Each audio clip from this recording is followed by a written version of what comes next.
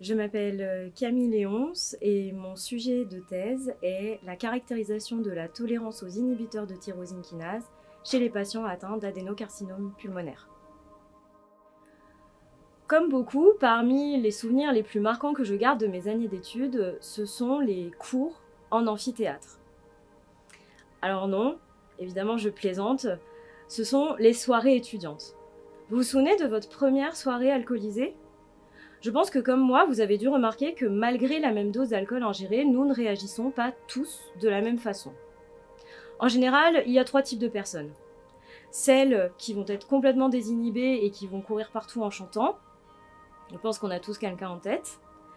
Celles qui vont être malades et vont passer leur soirée aux toilettes.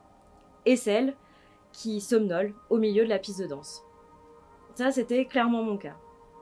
Et puis, petit à petit, avec toutes ces soirées, on s'habitue, on tolère mieux tout cet alcool, pour finalement courir partout comme nos copines hyperactives.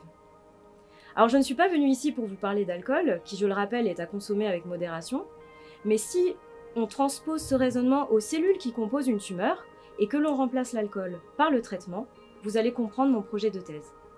Je travaille sur les cancers du poumon, qui sont les plus meurtriers au monde, et je me concentre plus particulièrement sur ceux qui ont une mutation au niveau d'un gène appelé EGFR.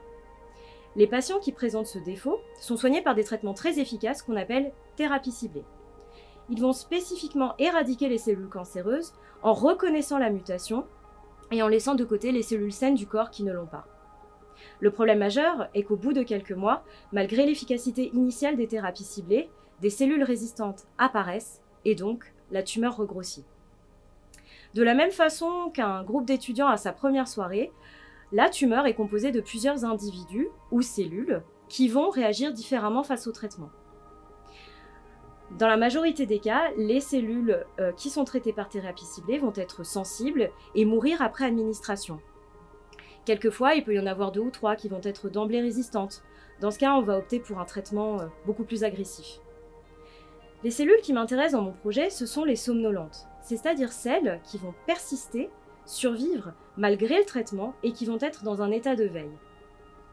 Comme moi, lors de ma première soirée, ces cellules vont d'abord être assommées par le traitement. Elles vont fonctionner au ralenti, puis petit à petit, elles vont s'y habituer. Ces cellules survivantes vont ensuite devenir résistantes et retrouver leur capacité à former une tumeur. Le premier objectif de mon projet de thèse est donc de regarder le fonctionnement et les organes de ces cellules pour comprendre par quels mécanismes elles peuvent survivre. Le second est de trouver la meilleure combinaison de traitements possible pour bloquer ces mécanismes et éradiquer ces cellules somnolentes. À terme, ce nouveau stratagème pourrait permettre d'éviter la rechute des patients et ainsi prolonger leur survie.